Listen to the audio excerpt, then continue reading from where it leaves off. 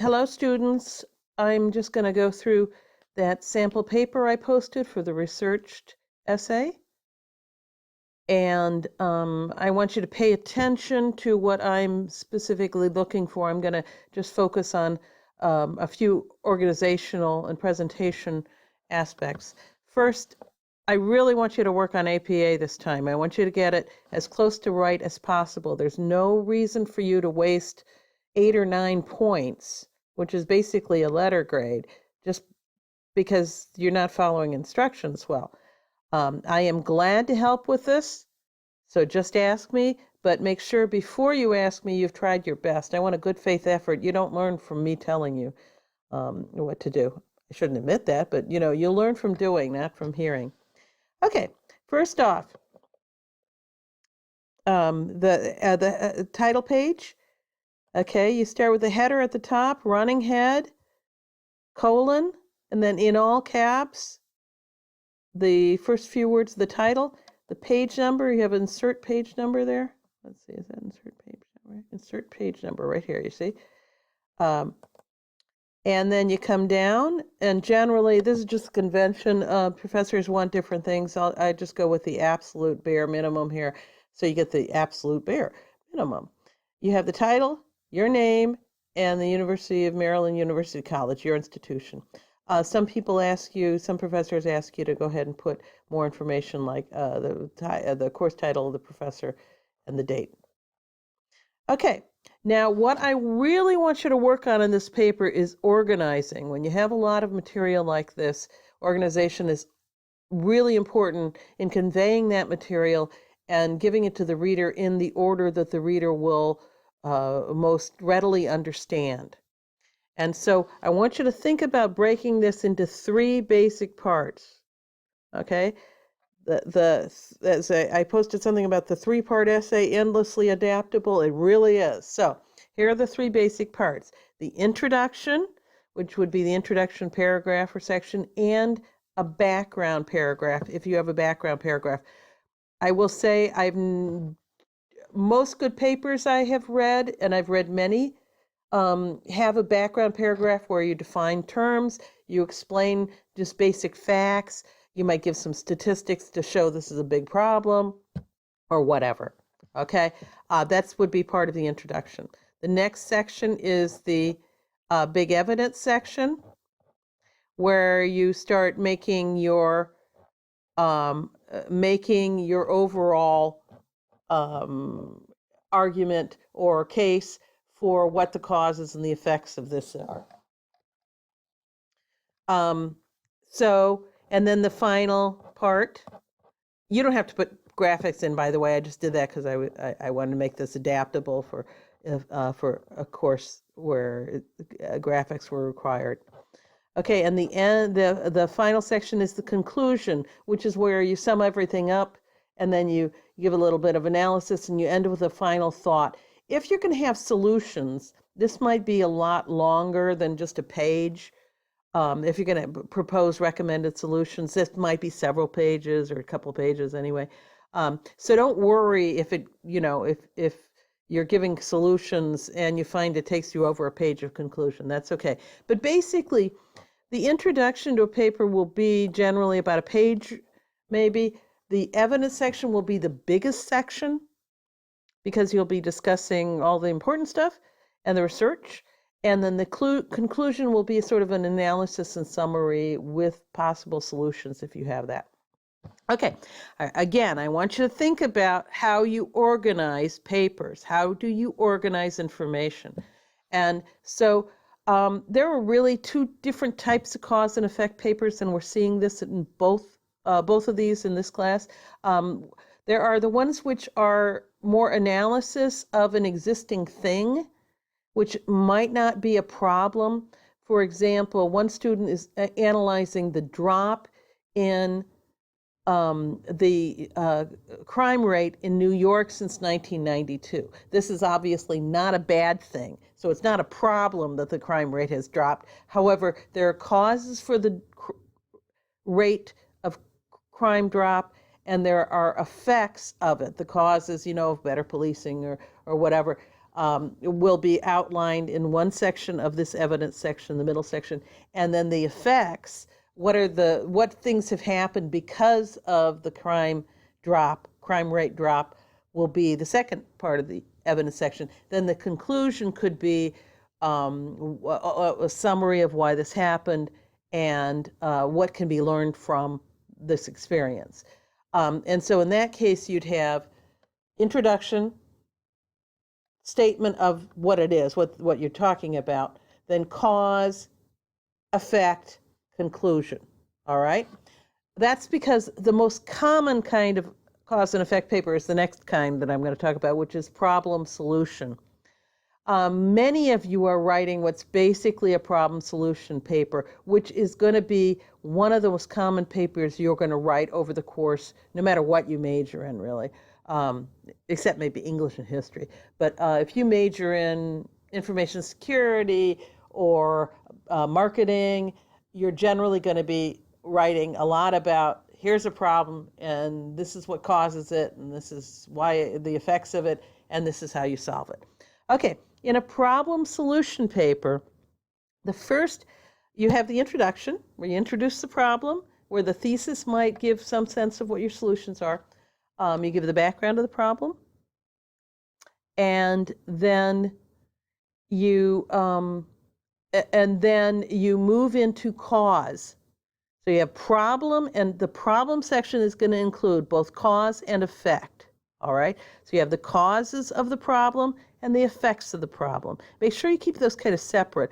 So often they kind of blend into each other, but try and keep them separate for now that you can be really clear and you make it clear to the reader what the causes are and what the effects are. The causes are what made this happen, and there might be far more than one. So that if you're writing about, someone's writing the cause about a hurricane disaster. Well, the causes of the hurricane, there are a couple causes of the hurricane. The major one is going to be climatology. I mean, what is it in the climate and the weather and the location of the hurricane and all that stuff that causes that and specifically caused this hurricane. There's a reason they talk about the perfect storm. That's because hurricanes are a confluence, I guess, of several different kind of causes. There's also other causes that have to do with, the fact that if a hurricane hits a very populated area, there are going to be a lot of other problems beyond just, trees blowing down. Buildings will go down, all that. So another cause of the problem doesn't cause the hurricane, but causes the problems the hurricane might be, there and where it hits. Why is Florida uniquely situated, and why does Haiti have more trouble with the after effects of disasters? And so there might be more than one type of cause, and so make sure you think through that. Don't just say, oh, well, this is the cause of hurricanes is, this disturbance in the air or whatever. Are there other causes that might not specifically cause the hurricane, but add to the effect of add to the damage? The next section is the effect. So you have the problem, and within the problem section, you have causes, and effects. All right? Be sure if you can to use statistics, graphics maybe if you need to. You don't have to, but you can. Examples. If you're talking about, for example, community policing, well, that's not a problem. Okay. A rise in crime rate. Nah, I don't want to confuse. Let's see. If you're talking about, I don't want to, childhood obesity.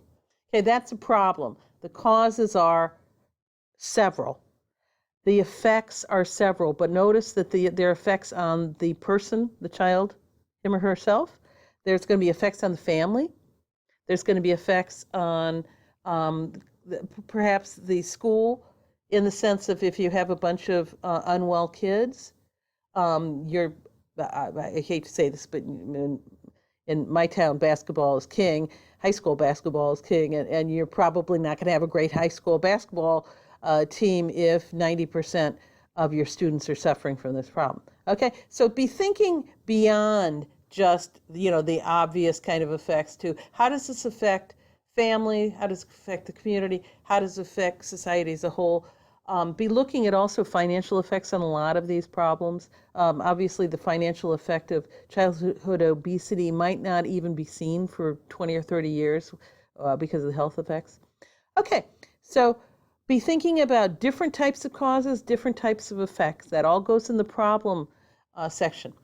Now, as I said, not everybody's going to have solutions because not everybody's got a problem solution essay, but most of you do have a problem solution essay.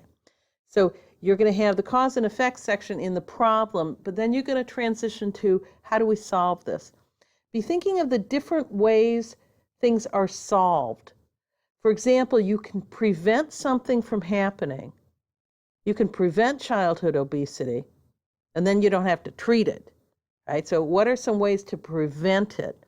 Second, what are some ways to deal with it when it's there? Okay, so how do we deal with childhood obesity when children are already in school and already have this problem? So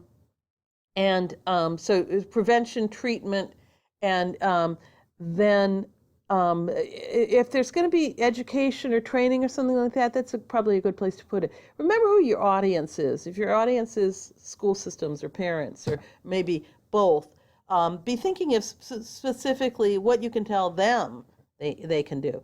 Lots of people or several people are working on information security in companies. Be aware that if you address it to customers or users, that's going to be different than if you're addressing it to the companies themselves. I, as a user, have to make sure that, my password's secure, but companies have to make sure that employees are trained in this. Okay, so you have problems and solutions. Remember that solution also can, there isn't just one person that's going to solve these problems. There can be solutions by the organization or the group, say a school system. There can be solutions by the person themselves. And there can be solutions on a more global scale or a larger scale like legislation. Also look to whether more education is needed and who's going to provide that. All right. So make sure you separate all those things. Don't forget that a paragraph is a unit of meaning centered around one thing. So if you say, school cafeterias should start serving healthier food. Okay, then you spend the whole paragraph talking about school cafeterias and healthy food. If you're now going to talk about how parents should help children make better food choices in the home, that's a new paragraph, all right? And if you're going to switch to legislation and what the Congress ought to do, that's even another new paragraph, all right? So try to make the paragraphs at least 3 sentences long. But if you start a new idea, start a new paragraph. That really helps the reader keep track of where you are. Okay, when you've finished with cause and effect and or problem and solution, you're going to move on to conclusion. As I said, a lot of times we just put solutions into the conclusion section. Don't worry too much about that. Just do start a conclusion section and decide whether you want the solutions in there or recommendations in there. Then end on a final thought, which is often what lessons have we learned from this, or what should be done, or if you have solutions, if your solutions are followed, what will be the good effect, what will be the bad effect if they're not followed, okay? Now, another thing I really want you to work on is to use section headings.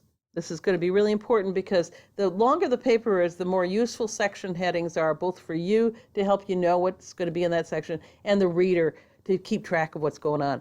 The 3 big sections will probably be introduction, evidence, and conclusion, all right? But within each of those, you might have some smaller section headings. The main section headings, sometimes this is capitalized. I'm going to show you.